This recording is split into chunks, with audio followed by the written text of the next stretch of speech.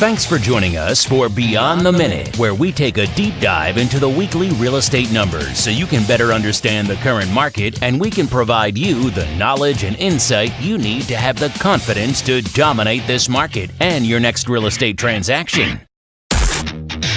Welcome to the Monday Morning Market Minute.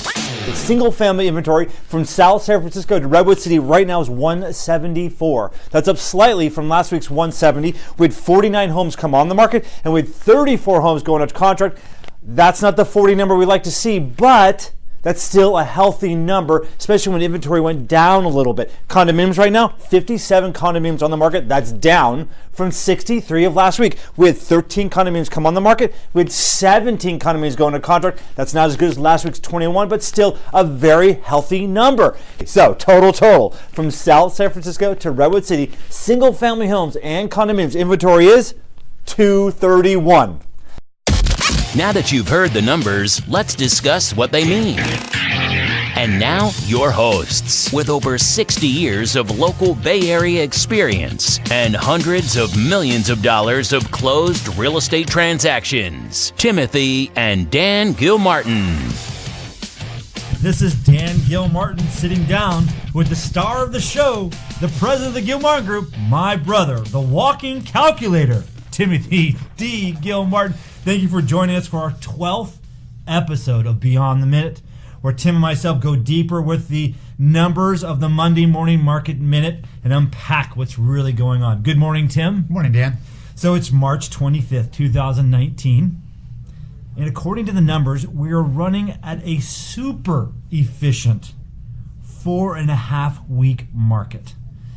And I continue to state in the Monday Morning Market Minute that the market is very healthy, and the inventory went down for the third week in a row.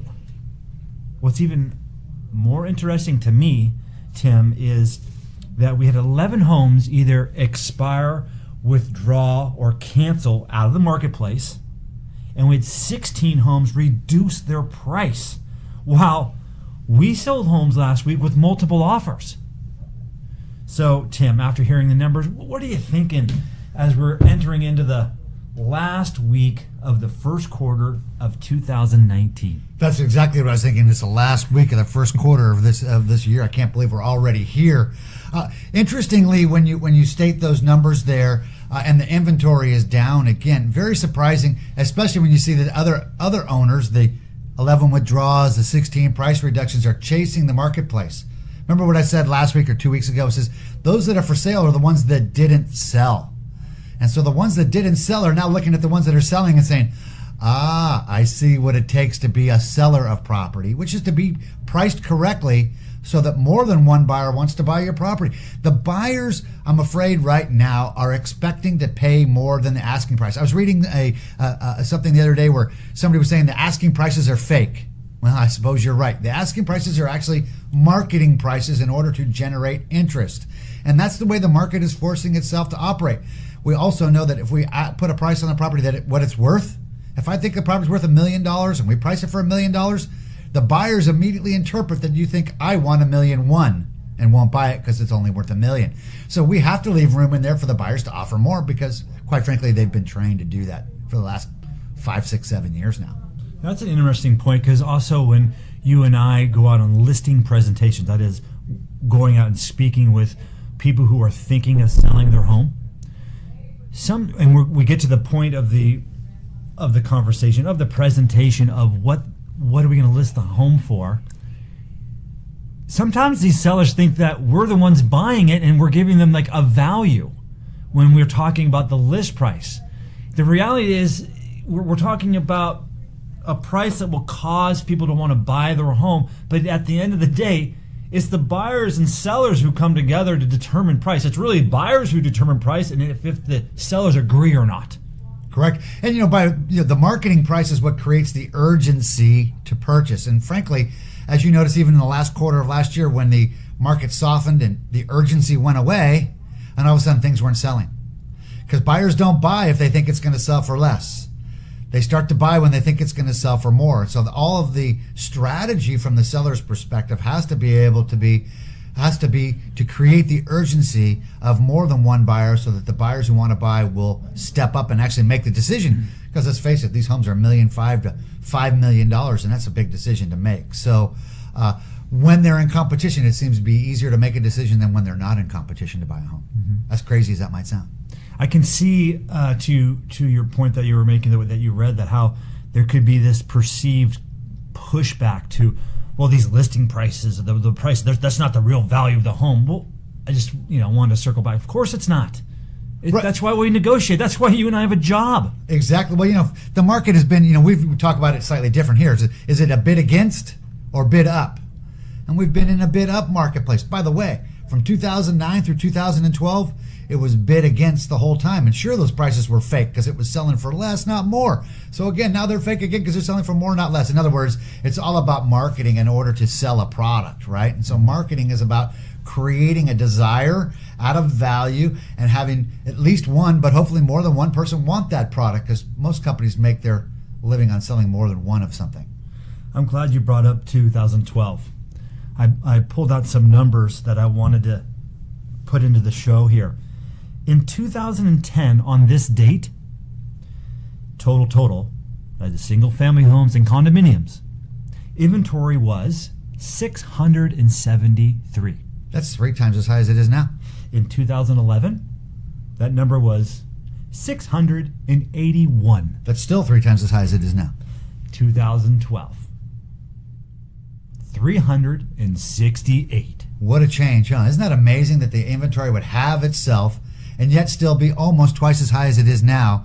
And you recall 2012, when this market really began to find itself again, it was pretty exciting, and we were selling things day over day. Every day we were selling property in 2012, when in 2011 we couldn't make anything happen. It was we were actually working on, you might recall, the last quarter of 2011, we were coming out with a new short sale program. Right. How to do the short sale. I actually got a certified short sale expert. Exactly. Thank God that market went away, because that short sale is no such thing as a short sale. That's a long sale short of money is what that is. Yeah, the banks don't like doing that. So just to round out these years, 2013, 250 homes. 2014, 231 homes on the market. How many homes are on the market today? 231. How interesting is that? An exact number. Wow. And 2014 was, again, a hot marketplace. We continued to go down in 2015 on this date with 175, and 2016, 184. Interesting.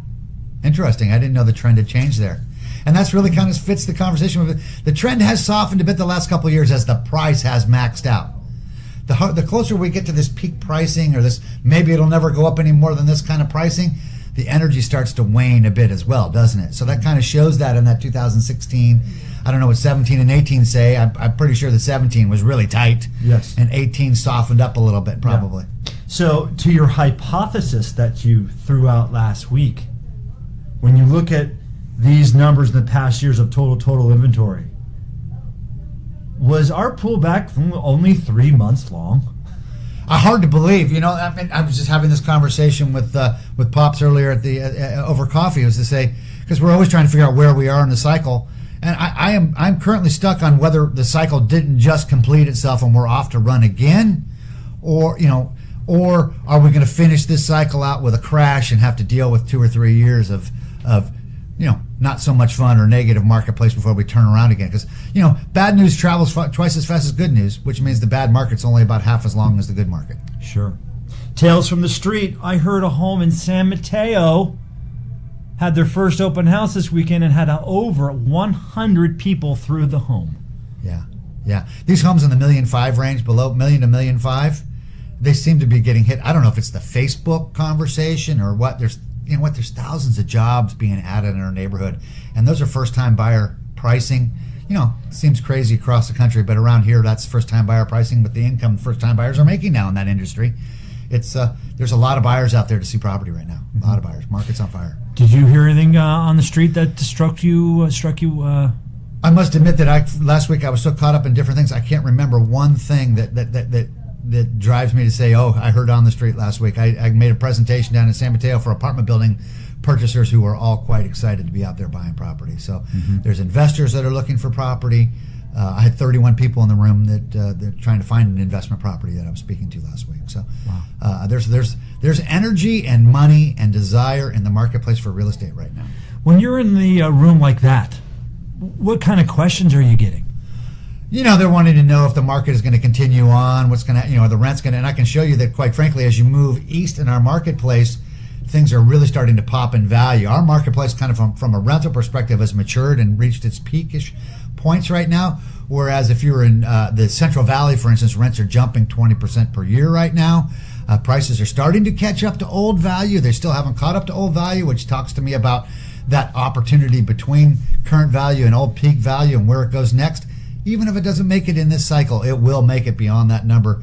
And I remember last time it didn't make a value in cycle, it almost tripled the next time around. So I think there's tremendous opportunity out in the Central Valley right now. You have 170,000 people commuting toward us from the Valley right now. There's got to be a way to help them get more jobs and more value out in that area. So that's what we were talking about in that meeting. Right. So we're going to finish out the last week of the first quarter. So next week, we're really going to dive into some very interesting numbers, looking back at what the first quarter numbers were. And probably we're going to add in days on market, list price to sales price ratio. So again, now is still always is a great time to continue to stay to watching and hearing the Monday morning market minute and the follow-up, going deeper and listening to Beyond the Minute. I thought this was a great show. We had a lot of great information, and I'm just really excited to see what this quarter is going to look like when we look at all the numbers. Well, that's interesting because, when you track trends in any financial marketplace, you track daily, weekly, monthly, quarterly, and annually. So we speak weekly on our numbers, which is pretty much a real estate conversation. It's kind of a minimized weekly deal. But quarterly is a big number. We're going to see kind of how that first quarter did. My expectation is to be a little bit off from last year's first quarter because the market started 15 to 30 days late. But boy, oh boy, are we off to the races right now. And then to see how that's going to set the stage for the second quarter that really builds up to the first half. And we've always stated that we do most of our business. The real estate business, 2/3 of your business happens in the first half of the year. Exactly, my point. Okay, well, thank you again for listening. And if you have any questions, please continue to reach out to Tim or myself. You can go to the website. That's www.thegilmartins.com, or you can email Tim or myself. Tim's email is tim@thegilmartins.com. My email is dan@thegilmartins.com. You can listen to us on iTunes, Google Play Store, Stitcher, Spotify, Pandora for your listening pleasure, which allows you to subscribe to the show so that when we come out with a new show, you get notified immediately. And then take the next step, please, and leave us a 5-star review. That helps us make a huge difference in getting this information out to as many people as possible. Again, thank you for listening. Have a great last week of the first quarter of 2019, and we'll talk to you next week. Thank you, Tim. Thanks, Dan. All right, talk to you next week. All right.